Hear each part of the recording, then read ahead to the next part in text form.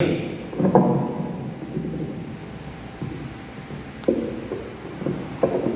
estamos em pouca unidade, mas eu vou cumprimentá-los novamente.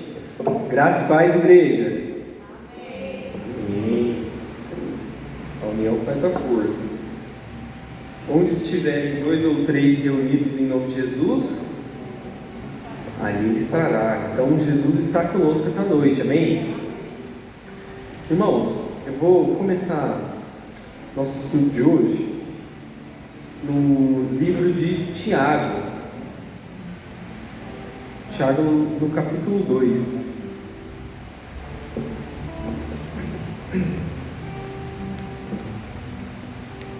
Tiago no capítulo 2. Irmãos, como o pastor bem disse, quarta-feira é um culto que a gente que é membro da igreja tem a oportunidade de estar trazendo um estudo. E a gente traz o estudo daquilo que a gente tem vivido ou está observando, né? Eu até tinha feito um estudo para trazer para os irmãos, mas depois do culto de domingo eu até fiz uma mudança nele. Quem estava aí no culto de domingo? Amém? Então a gente vai ler também alguns versículos lá de Neemias. Mas iniciando em Tiago 2, no capítulo 17, capítulo 2, versículo 17. Diz o seguinte: assim também a fé, se não tiver obras, por si só está morta. Irmãos, o que quer dizer esse versículo? Que a fé sem obras é morta.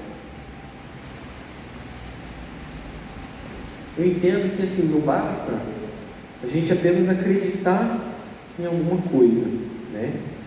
Se a gente quiser que a nossa fé ela tenha valor, ela seja uma fé verdadeira, ela precisa estar acompanhada de quê? De atitudes, de ação. Esse caso aqui, as obras são isso, é a atitude sua ação. E quando fala a palavra morta ali, é uma palavra forte, né? Imagina assim, eu tenho fé, mas se eu não agir, se eu não tomar uma ação, tomar uma atitude, essa minha fé, ela é considerada nada, né? Ela é considerada morta. E é sobre isso que a gente vai falar nessa noite, sobre a importância da gente agir, né? Então é preciso que a gente viva, que a gente haja de acordo com a nossa fé, para dar o que? A verdade para a nossa fé, para dar um valor para a nossa fé, para dar a vida para a nossa fé, e não que ela seja uma fé morta. No domingo agora passado, o pastor falou, ele trouxe a palavra dele foi baseada no livro de Neemias, mais especificamente daquele episódio da construção do muro em Jerusalém, né? Então, o que a gente percebeu nessa história? Que Deus ele sempre está pronto para nos ajudar. Deus ele tem o poder, ele tem a vontade para nos ajudar, mas ele também espera que nós tomemos algumas atitudes, que nós tomemos algumas ações. Para quê? Para demonstrar essa confiança nele, para demonstrar o compromisso que a gente tem com ele. Então, Neemias, ele estava ali, basicamente ele trabalhou em parceria com Deus, né? Ele combinou a ação, a oração com a ação.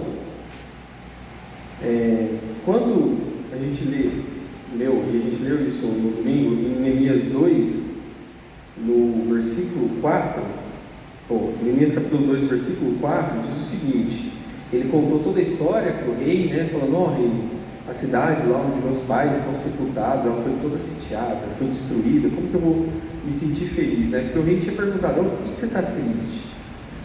E daí ele falou, como que eu vou ficar alegre se a cidade onde meus pais estão sepultados está toda destruída, o muro, não tem porta, nem nada.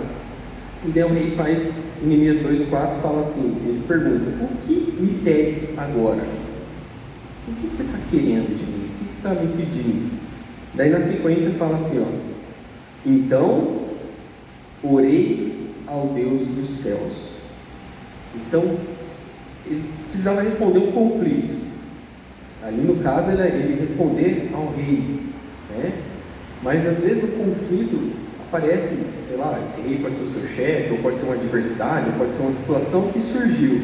Qual foi a primeira ação que ele fez? Orou a Deus. E na sequência, olha, então orei a Deus dos céus, e depois ele volta com a resposta ao rei. Então disse ao rei: se é do agrado do rei, e se o teu servo achar mercê da tua presença, peço-te que me envies ajudar a cidade dos sepulcros dos meus pais, para que eu a reedifique. Então, eu anotei aqui, foram 3 passos que aconteceu. Primeiro ele orou, e daí na sequência ele entendeu a vontade de Deus e ele agiu. Mas não vai ser sempre assim que vai acontecer, porque muitas vezes a gente vai agir sem entender a plena vontade de Deus, mas a gente tem que agir. Então a gente vai orar, às vezes Deus vai responder, mas às vezes o próprio processo de Deus é que a gente haja, e durante a ação, ou às vezes no resultado da ação, a gente entenda o que Deus quer trabalhar no nosso coração. Mas se a gente só ficar só na oração, às vezes não vai resolver a situação, porque a gente precisa da ação, a gente precisa agir. Então, Neemias, no caso, ele tomou a iniciativa, ele foi lá, falou com o rei, ele orou, e ele falou com o rei o que ele queria fazer. Ele queria voltar lá na cidade e edificar a cidade. E ainda pediu para o rei que ele se afastasse do seu serviço para ele poder ir lá e edificar a cidade. Ele foi. E ele organizou todo o povo. Então, ele trabalhou ali com fé, e ele trabalhou também a questão do planejamento, da organização. Quando os irmãos leem essa história de Neemias, os irmãos vão ver que a cidade ela era muito grande, e ela estava praticamente com todos os muros dela destruídos e todas as portas. Então precisava de muita gente. Então ele organizou todo o povo, e ali tem um capítulo de Neemias que registra o nome das pessoas que trabalharam, das famílias. Então era muita gente para ele coordenar, fazer esse planejamento. Então ele agiu, mas ele fez um planejamento ali, né? Então ele trabalhou com fé, enfrentando oposições e ameaças. Muitas pessoas não queriam que aqueles muros fossem erguidos. As pessoas elas estavam ali torcendo para que aquilo ali dá errado, desejando que aquilo ali não acontecesse. Então muitas vezes nós também vamos ter que agir dessa forma, agir com pessoas julgando, ou com pessoas falando que não vai dar certo, ou com pessoas querendo que aquela ação que a gente está tomando não dê certo. E foi o caso aqui de Neemias. Tinha pessoas importantes, líderes importantes, que tinham exército, que não queriam que aqueles muros fossem erguidos. Estavam torcendo contra, e às vezes até ameaçando ir lá e destruir, falando: vamos lá, vamos destruir o que eles estão construindo. Então eles estavam ali vivendo em constante ameaça.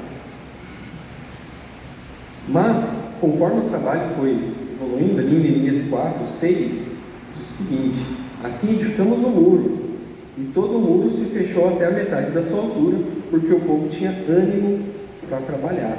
Mas esse ânimo, a gente vai ver mais para frente, que não foi conseguido de uma hora para outra, né? Então Neemias ainda teve que fazer todo o esforço de animar o povo, de fazer eles crerem no projeto, crer naquele planejamento, e que Deus daria vitória para eles. Quando a gente vê a Bíblia, tem outras situações também parecidas. Por exemplo, quando a gente lê o livro de Êxodo, né? A história principal do livro de Êxodo é o quê? É a libertação do povo que estava no Egito e a saída do povo até a terra prometida. E o ápice desse livro, pelo menos para mim, é no capítulo 14, que acontece o quê? A travessia do Mar Vermelho, Deus abre o mar. Os irmãos vão lembrar a história quando o povo estava marchando, e ele se viu encurralado ali, com o exército de Faraó atrás e o Mar Vermelho na frente. Eu imagino que o mar, no deserto ainda por cima, que é plano, você consiga ver ele muito de longe. Então, de longe, o povo viu o mar e falou: ó, Moisés, lá na frente está vindo o mar. O mar está lá na frente. Atrás, a gente já está sabendo que está vindo Faraó com o seu exército. E eles aceitaram de bom grado isso daí. Imagine o seguinte: esse povo é o mesmo povo que, quando estava no Egito, viu as maravilhas de Deus, viu os milagres que Deus podia fazer, viu Deus jogar 10 pragas ali no Egito e não afetarem o seu povo. Eles viram o mar virar, a água se transformar em sangue, eles viram peste de gafanhoto, eles viram morte dos primogênitos, mas na casa deles nada aconteceu. Eles viram tudo isso. Era para eles falar assim, chegar nesse momento assim e falar o quê? Falar: opa, eu sei que Deus é poderoso. Estou vendo o mar ali. O que será que Deus preparou? Será que a gente vai passar por cima do mar? Será que a gente chegar lá vai ter um barco esperando a gente? Ou será que ele vai abrir o mar? Não sei se eles pensaram nisso. Mas era um povo que já tinha constantemente visto as maravilhas que Deus podia fazer, que naquele momento ali era para eles chegar e falar: vamos embora, vamos continuar, vamos andando. Alguma coisa Deus preparou para nós. Foi isso que eles fizeram, irmãos? Murmuraram, né? Teve até um lá que falou assim: ô Moisés, você trouxe a gente aqui porque não tinha tanto sepulcro lá no Egito? Não tinha cova para a gente morrer lá? Você trouxe para a gente morrer aqui no deserto? Foi isso mesmo que você fez? A gente podia estar morrendo lá, ué. É mais fácil ter morrido lá do que morrer aqui no deserto, com de gente. Que coisa, né, irmão? Então, às vezes, vai ter pessoas assim, pessoas que viram as maravilhas que Deus pode fazer, pessoas que conhecem o poder de Deus, mas elas vão estar do seu lado e vão estar falando: não vai dar certo isso aí, eu tenho certeza que vai dar errado, tenho certeza que não vamos conseguir a vitória. Foi o que aconteceu aqui. Em Êxodo, vem comigo em Êxodo 14, no versículo 15. Eu imagino que o povo já tinha visto o mar lá na frente, começou a murmurar.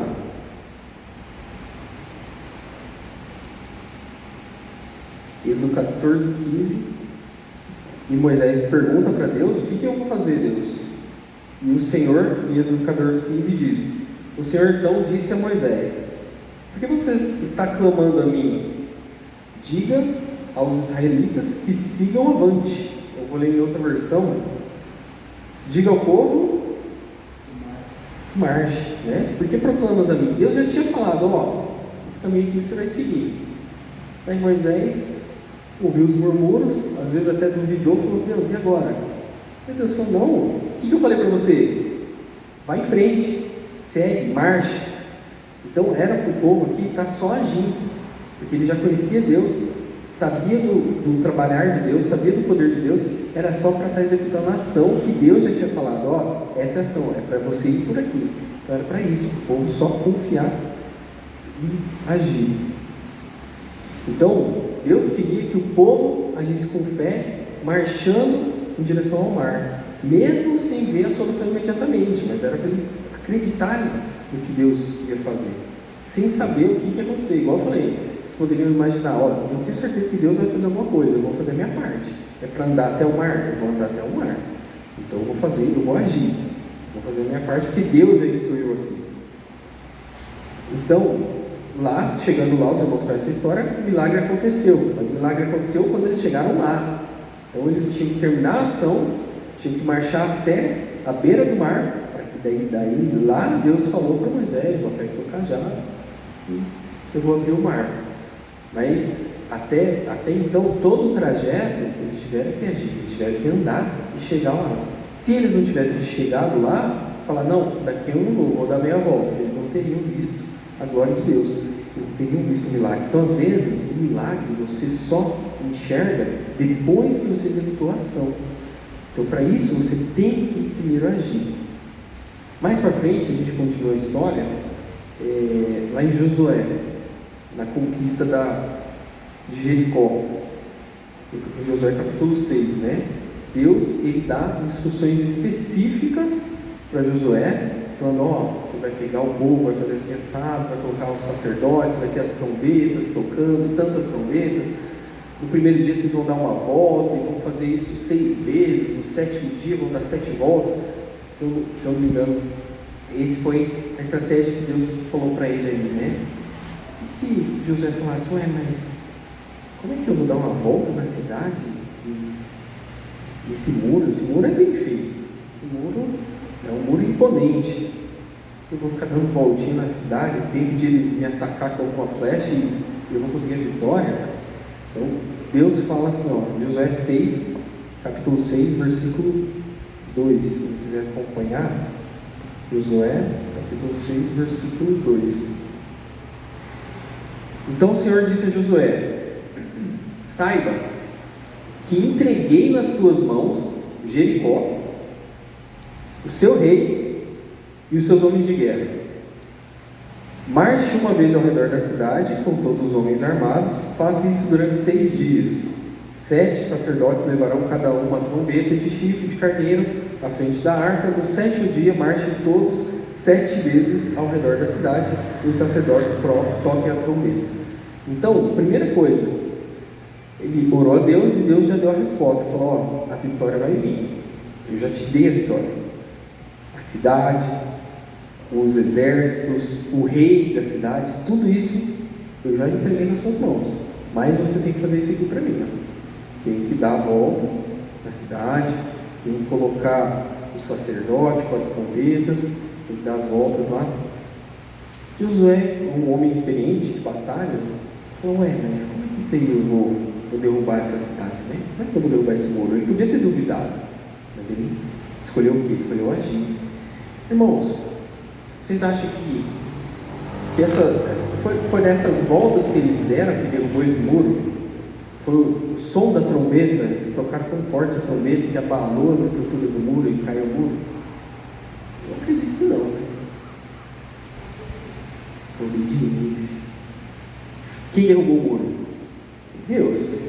Como ele fez? Não sei, mandou um vento, mandou um terremoto, simplesmente estourou o muro de dentro para fora, não sei. Mas o que chegou nessa ação de Deus foi a obediência que Josué e os outros tiveram. Então foi a ação que eles tiveram, né? A obediência ao plano de Deus. Porque o plano, nesse caso aqui, está muito claro. O plano quem desenhou foi até Deus que desenhou o plano. Ele falou, ó, faz isso, dá uma volta, no segundo dia outra volta, no 7º dia tantas voltas. O plano era de Deus, mas a ação para esse plano acontecer era do homem, era de Josué, era das pessoas que estavam com ele. Então ele teve que, como Neemias, ele também teve que fazer as pessoas que estavam com ele comprar essa ideia. Então ele teve que orar, ele teve que planejar essa ação, teve que falar, pessoal, vem comigo, compra essa ideia, Deus falou, é isso que a gente vai fazer e vamos fazer. E todo mundo comprou a ideia e fez, né? Então Deus, às vezes ele precisa que a gente faça uma ação para ele ver a nossa obediência nele, né? A obediência prática, a obediência que vai fortalecer a nossa fé, que vai revelar a nossa fé. Igual eu falei no começo, a fé sem a ação, ela é morta. Então a ação faz você mostrar que a sua fé é verdadeira. Um outro versículo que a gente pode ler, uma outra história, encontra lá em João 9. João capítulo 9, nos versículos 6.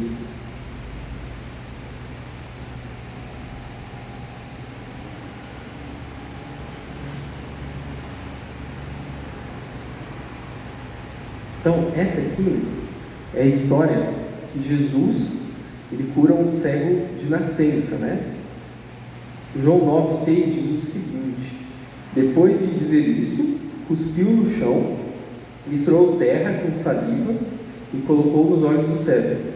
Então disse-lhe: vai, lava-te no tanque de Siloé. O homem foi, lavou-se e voltou vendo. Irmãos, esse homem aqui, ele era um cego de nascença, né? Eu não sei se ele podia ver alguns vultos, alguma coisa, mas se ele enxergava alguma coisa, depois que Jesus pôs o barro no olho dele, aí que ele não enxergava nada, nem o vulto, se ele via, ele passou a não ver, né? Então até isso foi dificultado. Mas essa história, ela me intriga bastante por causa do seguinte: até então Jesus já tinha feito diversos milagres, certo?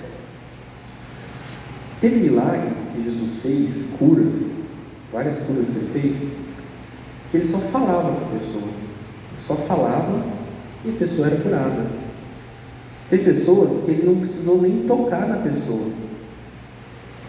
Tem pessoas que ele não precisava nem estar no mesmo lugar da pessoa. É ou não é verdade? Teve uma pessoa que Jesus só falou: pode ir, você vai chegar lá e ele vai estar curado. Jesus nem sabia quem era a pessoa. Jesus não esteve com a pessoa, ele não tocou na pessoa, mas ele falou: vai lá. Você chegando lá, a pessoa vai estar curada. Então ele mandou a cura de longe. E por que nesse cego, nesse cidadão, ele foi lá, fez um barro e colocou ainda no olho dele? E ainda falou: vai lá e se lava. Eu entendo, nesse caso, ele queria que essa pessoa em específica tivesse uma ação. Que essa pessoa, alguma coisa, ele trabalhou na vida daquela pessoa. Para aquela pessoa teve que se deslocar até o tanque, teve que ali, provavelmente abaixar, agachar, não sei, pegar água, para lavar, teve que lavar os olhos, e assim aconteceu um milagre. Então, às vezes, irmãos, o milagre ele só vai acontecer depois que a gente tiver essa ação, depois que a gente tiver uma fé ativa para a gente agir. Então, às vezes, muitas vezes a pessoa reclama que não recebeu um milagre, mas às vezes Deus está esperando uma ação daquela pessoa. Esses dias a gente teve um estudo aqui, o irmão Alisson trouxe, falando ali de Naamã, um pouco da história de Naamã e tal. Deus queria trabalhar alguma coisa na vida de Naamã. A gente viu ali que Deus queria trabalhar o orgulho, Deus queria trabalhar outras coisas, a obediência dele, o reconhecimento de um Deus que ele até então não conhecia. Então tem diversas outras coisas, mas Naamã teve que fazer uma ação. E por um momento ele até nem ia fazer essa ação, ele estava indo embora. Chegou lá no profeta, o profeta falou: ó, você tem que mergulhar. O profeta nem recebeu ele, né? Pô, assim, o moço que trabalhava com o profeta falou para Naamã: você tem que mergulhar 7 vezes lá no rio. Ficou indignado, falou: não, vamos embora. Lá do reino que eu vim tem rios muito melhores, por que eu não mergulhei lá? Ele até ia embora, ele não ia fazer ação. E daí o servo dele ele falou: mas meu senhor, se o profeta falasse que você tinha que fazer uma coisa mirabolante, você não ia fazer? Se falasse que você tinha que escalar uma montanha, que você tinha que lutar contra não sei quem, você não ia fazer? Então, quanto mais mergulhar aqui no rio. E daí o que aconteceu? Naamã falou: tá bom. Foi lá, mergulhou 7 vezes e saiu curado. Novamente pergunto: foi o rio que curou? Foi os 7 mergulhos que curaram lá? Então qualquer 7 que chegar lá, dá 7 mergulhos naquele rio vai ser curado? Não, Deus curou. Mas por quê? Porque teve a obediência, teve a ação de Naamã. E por um momento ele ia perder a cura, porque ele não ia agir. Ele não ia agir conforme Deus falou para ele agir, ele quase perdeu a cura. Então os irmãos percebem da importância da ação, não só da oração, não só de receber a palavra de Deus, não só de receber a vontade de Deus, mas também agir. Nesse caso, ele sabia o que Deus queria, porque Deus falou para ele. Como falou para Josué, falou: ó, esse aqui é um plano. Se Josué não seguisse, não ia acontecer. Então, às vezes, a gente murmura porque a gente quer uma resposta de Deus, mas será que a gente está tendo uma ação efetiva? Esses dias eu vi um testemunho de uma pessoa na internet, estava dando um testemunho, e ele chegou num momento da vida dele que ele estava bem assim, ele faliu, não tinha dinheiro, não tinha nada. E daí ele, desde criança, era cristão. Ele sentou no quarto dele e falou assim: não, eu fui lá no quarto para confrontar Deus. Falou: Deus, eu sigo isso daqui na Bíblia, eu sigo essa sua palavra desde que eu sou pequeno, estou na igreja e tal. E por que esse negócio está acontecendo comigo? Daí ele fala que ele ouviu Deus falando assim: mas você está seguindo ou você está vivendo essa palavra? Você só está cumprindo o protocolo, o culto, canto, o meu dízimo, vou embora? Ou você realmente está vivendo a minha palavra na sua vida? E daí ele percebeu que ele tinha que agir. Ele tinha que agir que ele deveria colocar a ação dele em prática, a fé dele ia fortalecer a ação dele através da vivência da palavra. Então, é isso que a gente está falando. Às vezes, Deus ele quer uma ação efetiva, Ele quer que você entenda o que tem que fazer e que você faça. Então, vamos agora para a parte prática, né? Como fazer a nossa parte? O que fazer, né? Primeiro eu coloquei aqui, fortalecer nossa vida com Deus. Então, fortalecer a nossa oração com Deus. A nossa oração, o nosso jejum, fortalecer essa intimidade com Deus, né? Igual eu falei no exemplo anterior, fortalecer o viver para Cristo, o viver em Cristo, o viver com Cristo. Fortalecer isso tudo, oração, jejum. Eu até ia fazer uma pergunta aqui. Qual foi a última vez? Não precisa responder, mas qual foi a última vez que você jejuou para Deus, né? Qual foi a última vez que você sacrificou o seu corpo para Deus, né? Porque oração é mais simples, né? Oração todo mundo que ora, todo mundo antes de dormir ora, depois que acordar, enfim. Mas quais os sacrifícios que a gente tem feito também, né? Para alcançar essa maturidade espiritual, essa intimidade com Deus. Então o primeiro passo é fortalecer isso aí, fortalecer a nossa ação, a nossa vivência com Deus. E até na história de Neemias ele orava e jejuava, mas ele também planejava e agia. Como eu falei, você lendo o livro de Neemias, você vê a complexidade que foi construir aquele muro, as pessoas que ele teve que empregar, teve que administrar os recursos, teve que administrar as pessoas, né? Então ele teve que ter muita diligência, ele teve que ter o quê? Um cuidado minucioso, ele teve que ter um cuidado, um zelo com aquilo que era de Deus, com o plano que era de Deus, ele teve que ter todo um cuidado.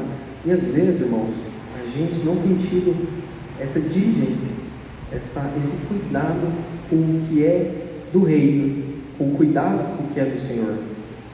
Às vezes a gente planeja toda a nossa rotina, todo o nosso dia, mas a gente tem planejado os momentos que a gente vai separar do nosso dia para estar fortalecendo a nossa intimidade com Deus, né? A gente tem guardado dias para vir na igreja, a gente tem guardado dias para vir na programação da igreja, ou tem guardado um momento para fazer um culto doméstico no lar. Às vezes na correria do dia a dia, você fala assim, vai, toma café correndo e já sai. Mas você fala, não, hoje eu vou acordar mais cedo, porque eu vou fazer um café, vou colocar a família em volta da mesa, vou orar para todo mundo, vou ensinar meu filho essa oração antes de dormir, antes de comer. Será que você tem tido esse cuidado? Porque às vezes você pode estar com a sua fé fortalecendo com Deus, mas e os seus filhos, e a sua família? Você está demonstrando isso aí para eles? Né? Você está tendo esse zelo de passar esses ensinamentos? Então, fala assim, pô, eu acordei tarde, então acorda mais cedo, né? Se planeja sua rotina, acorda mais cedo, coloca a mesa, chama todo mundo, faz a oração, né? Aqueles que têm a oportunidade de almoçar em família, a mesma coisa, coloca todo mundo ali, faz a oração. A oportunidade que você tem de também levar seu filho para dormir, ensina ele da oração antes de dormir, enfim. Usar os recursos disponíveis. No caso de Neemias, ele não tinha recurso, né? Não tinha recurso, mas o que aconteceu? Deus proveu o recurso através do rei. E às vezes Deus vai fazer isso, Deus vai prover o recurso, mas às vezes a gente tem o recurso. Às vezes o recurso nosso pode ser um dom que a gente tem, né? Novamente eu falo, será que ele tem cuidado desse dom, tem usado esse dom, tem zelado por esse dom na obra de Deus? Às vezes o nosso recurso pode ser financeiro, às vezes o nosso recurso pode ser só o tempo. O tempo é o recurso? É o recurso. E você tem tempo? Quem tem mais tempo que o outro aqui? Todo mundo tem o mesmo tempo, né? Então, será que você tem empregado esse tempo na obra de Deus ou no fortalecimento da sua intimidade com Deus? Né? Ou às vezes, quando a gente não tem o recurso, a gente só age e sabe que Deus vai prover. E foi o caso de Neemias, ele só agiu e Deus proveu o recurso.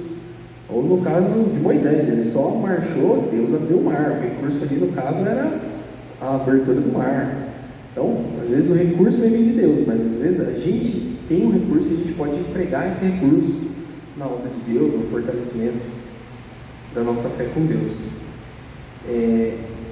Resistir às críticas ou às distrações. No caso aqui de Neemias, ele tinha uma posição firme. Igual eu falei, tinha muitos exércitos, muitos líderes que estavam contra a construção daquele muro, não queriam que ele fosse construído. E eles chegavam a ameaçar o povo, ameaçar invadir, ameaçar destruir o que, imagina, eles estavam construindo lá, vamos chegar, aproveitar que não tem porta, vamos entrar, vamos destruir tudo. E lá em Neemias 4, no capítulo 4, versículo 14, diz assim, Neemias, né, falando com o povo: não os temais, lembrai-vos do Senhor grande e temível, e pelejai pelos vossos irmãos, vossos filhos, vossas mulheres e vossas casas. Então, aqui era a palavra de ânimo que Neemias estava trazendo ao povo. É importante a gente lembrar que esse muro ele era tão extenso, como eu falei, que tinham várias pessoas construindo o muro ao mesmo tempo, então até para ele cuidar de tudo isso era difícil. Daí ele colocou alguns exércitos ali com trombetas e falou: se tocar a trombeta lá naquela ponta, vocês se juntam lá que vai ter alguma batalha, alguma peleja, alguma coisa vai acontecer. Então ele planejou isso, deixou ali alguns exércitos de prontidão, mas tinha umas partes do muro que eram tão longe que ele não tinha como colocar exército. Então o que faziam? As pessoas que estavam construindo o muro, eu até ia usar uma analogia aqui, que eu sei que tem bastante pessoa da construção civil que trabalha aqui na igreja. Estava praticamente, a pessoa estava construindo o muro com uma mão e com a outra mão estava com a espada. Imagina, pegar uma colher ali de cimento, não sei, colocar pedra aqui com a mão, mas a outra mão estava com a espada, porque se acontecesse alguma coisa, ele já desembainhava a espada ali. Então, resistiu às adversidades, resistiu às críticas. Eu lembro também da história do rei Ezequias, quando o rei da Pérsia falou que ia atacar a cidade, e ele foi lá, e daí o rei que ia vir atacar a cidade construiu todo um arraiá ali perto da cidade, né, que era comum. Eles andavam com o exército há muito tempo, chegavam num lugar e faziam um acampamento gigantesco, tinha ferreiro, tinha um estábulo para cuidar dos animais, tinha uma cozinha para fazer comida ali, então era um negócio gigantesco ali. E eles viram tudo aquilo lá e falaram: rei, eles estão vindo, estão montando acampamento. E ele orou a Deus, mas o que ele fez? Ele separou os homens, separou os meninos, fabricou armadura, fabricou escudo.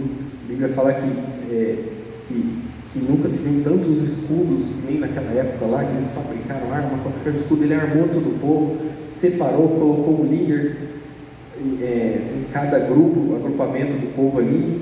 Ele chamava o povo para a cidade, para a praça, e animava o povo, falava: o maior está por nós, quem vai pelejar essa luta vai ser Deus. Só que ele não deixou de agir. Perceba que tinha uma luta iminente que ia acontecer, tinha uma batalha que estava por vir. Ele sabia que Deus ia pelejar, mas mesmo assim ele fez a ação dele, ele se preparou, armou o povo, fez a armadura. O que aconteceu? Qual foi o desfecho dessa história? Quem que lutou de fato a luta? Quem que foi lá e matou as pessoas? Foi Deus. Deus desceu no acampamento, varreu quem podia lá.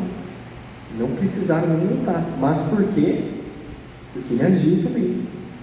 Fez ação. Ele colocou a fé em prática. Falou: Deus vai fazer, mas a gente vai fazer a nossa parte. Então, buscar constantemente a orientação de Deus, como Neemias fez aqui nesse caso, pedir orientação e encorajar a busca contínua por essa direção. Então, a todo momento, estava ali encorajando o povo, falando: não, vamos lá, Deus está conosco, maior que Ele está conosco, né? Então, sempre nossos planos, eles têm que estar alinhados com a vontade de Deus, né? Eu costumo brincar que eu faço uma oração de sair de casa falando assim: Deus, que hoje a minha vontade esteja alinhada com a sua, mas porventura tiver conflito entre as duas vontades, que a sua prevaleça, né? Então sempre a vontade de Deus tem que prevalecer. Quem aqui, irmãos, antes de tomar uma decisão importante, sei lá, vai numa entrevista de emprego, ou antes de fazer alguma coisa, comprar uma casa, comprar um carro, ou fazer uma viagem, que antes de fazer qualquer coisa assim, que julgue importante, faz uma oração, pergunta, pede a Deus um direcionamento. E às vezes a gente sabe ouvir esse direcionamento de Deus. Confesso que uma vez eu saí de casa, eu tinha orado, mas não tinha esperado a confirmação de Deus. Eu saí de casa, na época eu era recém-casado, a gente só tinha um carro, eu falei, eu vou comprar uma moto. E eu saí de casa naquele dia, já com recurso, a garagem que eu ia ver e a moto que eu ia ver. E eu falei, eu vou chegar lá e vou dar um lance e vou comprar aquela moto. Só que eu não orei para Deus. E aconteceu algo errado naquele dia que impediu de eu seguir esse plano adiante. E daí hoje eu penso, aquilo lá foi um livramento. Deus podia estar me livrando de algo maior. Deus podia estar me livrando de um acidente. Deus podia estar me livrando de qualquer outra coisa. Uma vez eu vi um testemunho na época que deu testemunho, ele já era pastor, mas ele falou que quando ele era pequeno, ele trabalhava roçando o terreno. E daí ele foi juntando dinheiro e falou, eu vou comprar uma roçadeira, a combustível. E daí meu serviço de roça vai ficar melhor. E ele foi juntando dinheiro, e tinha uma bicicletinha, e no dia que ele falou, eu vou comprar uma roçadeira, aí a bicicleta dele foi roubada, ele tem que usar o dinheiro para comprar a bicicleta, e ele ficou questionando a Deus, mas aí naquela semana, por um outro caminho que ele tomou, veio a entrevista de emprego e ele entrou no banco. Então, às vezes, a gente não espera vir a resposta de Deus, e a gente quer tomar frente sem a oração. Eu falei que a gente tem que agir, mas qual foi a primeira coisa que a gente tem que fazer? Orar. Antes de agir, tem que orar. Todo mundo que a gente leu aqui a história essa noite orou antes de agir. Então, orar, entender a vontade de Deus, depois agir. E não colocar a nossa vontade acima da vontade de Deus. E às vezes, irmãos, está tudo dizendo para a gente não fazer aquilo. Está tudo indo, não toma esse caminho. Está claro. E você, por um ego seu, ou por teimosia, você, como é que vai? Coloca aquele cabresto assim, fala, não, é aqui que eu quero. Não sei como que é o nome que coloca no animal aqui, que só olha para frente e fala, não, é lá que eu quero. E dá tudo falando, não vai dar certo, ou não faz isso, e Deus já falou para você, não é essa que eu quero. Mas você fala, não, vou insistir, daí você vai me quebrar a cara. Então, às vezes, a gente peca por não esperar a confirmação de Deus, ou não saber interpretar a vontade de Deus, ou às vezes é tão clara a vontade de Deus, mas a gente não dá ouvidos para a vontade de Deus. Então, a gente tem que orar para Deus, para Ele dar esses sinais, e a gente tem que também saber reconhecer esses sinais, reconhecer e aceitar a vontade de Deus. Mais importante, aceitar a vontade de Deus. Então, resumindo aqui, os pontos principais dessa noite é: Deus, Ele quer cooperar conosco, mas Ele também espera que a gente haja, que a gente faça a nossa parte. Porque Ele precisa da nossa ajuda? Não é porque Ele precisa da nossa ajuda, mas Ele quer ver o povo atuante, Ele quer ver o seu povo trabalhador, Ele quer ver o seu povo exercitando a fé nele, através da ação. Então, a união da fé com a ação vai expressar essa nossa confiança em Deus. Então, fala assim, eu tenho a fé, mas eu estou agindo porque eu confio em Deus. E mostrar que a gente tem responsabilidade da nossa fé, a gente tem um compromisso com Deus. Imagina uma situação que, assim, muitas vezes a gente vai orar, mas a gente não vai agir, não quer agir antecipadamente e acha que Deus também vai resolver tudo, né? Por exemplo, imagina que você vai fazer uma prova, sei lá, da escola, da faculdade, do concurso. E aí você não estudou, você não prestou atenção na aula, você não pegou um livro, não leu, não fez nada. Se você no dia da prova, você chegar lá, falar, Deus, me dá todas as respostas dessa prova. Deus, Ele pode fazer isso? Pode. Quem que é o dono de toda a ciência? É Deus. Mas isso não parece que é uma trapaça? Você não fez sua parte. Você não estudou, você não se preparou. E Deus, ele compactua com a injustiça, com a trapaça? Não. Então, nesse caso aqui, eu acredito que Deus não vai agir a seu favor. Deus não vai. Agora, se antes de você estudar, você falar assim: Deus, eu vou estudar, mas me ajuda a entender, né? Me ajuda a entender esse conteúdo. Chegou no dia da prova, você fala: Deus, me dá capacidade para eu relembrar aquilo que eu estudei. Deus vai ouvir? Para mim é muito mais claro que Deus vai ouvir essa segunda oração, né? Porque teve a ação, teve o planejamento, teve a ação e teve a oração ali. Então, não adianta também a gente querer fazer uma oração para Deus que vai contra esses princípios que eu falei, vai contra a honestidade, né? Deus, ele tem, como eu falei, Deus, ele tem o poder, ele tem todo o conhecimento, toda a ciência que poderia fazer isso, mas no meu coração eu entendo que ele não vai fazer, porque é desonesto. Agora, se você fizer a sua parte e orar a Deus, Deus, ele pode vir ao seu favor, porque você fez sua parte exercendo a sua fé nele, né? Então, irmãos, para finalizar, Deus, ele quer cooperar conosco, ele quer, mas ele espera também que a gente faça a nossa parte, que a gente haja, que a gente trabalhe. Amém? Vamos ficar de pé para fazer uma oração?